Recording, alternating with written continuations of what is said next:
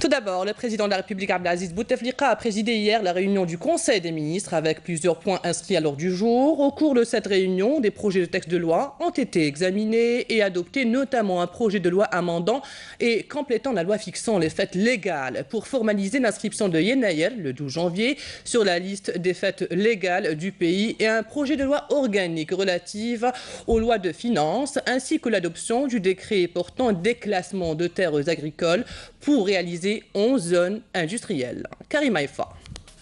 Le Conseil des ministres a d'abord examiné et adopté un projet de loi organique relatif aux lois de finances. Ce texte vise à moderniser l'assise juridique du budget de l'État et à consolider la relation entre le gouvernement et le Parlement sur ce même dossier.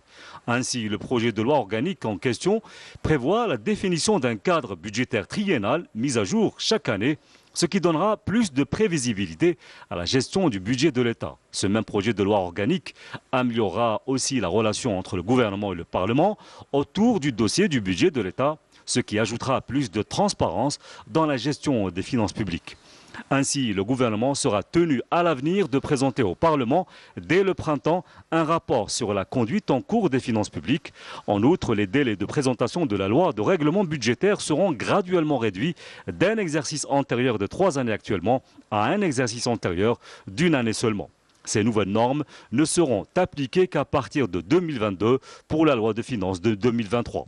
Intervenant à la suite de l'adoption de ce projet de loi, le président de la République a relevé qu'il s'agira là d'une importante réforme pour la modernisation des finances publiques. Le chef de l'État qui a par ailleurs instruit le gouvernement d'entourer la mise en œuvre de cette loi organique de toutes les garanties nécessaires à son succès futur.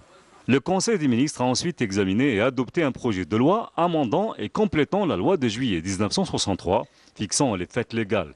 Cet amendement est destiné à formaliser l'ancrage légal de l'inscription de Yenayer sur la liste des fêtes légales du pays.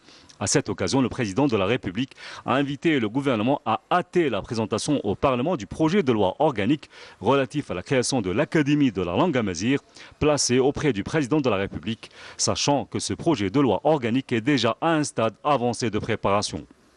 Le Conseil des ministres a par ailleurs examiné et adopté 4 décrets présidentiels portant approbation d'avenants à des contrats relatifs à l'exploration et à l'exploitation des hydrocarbures avant d'adopter un décret portant déclassement de terres agricoles à l'effet de réaliser 11 zones industrielles, une procédure qui libérera des terres domaniales souvent inexploitées dans 9 wilayas du pays.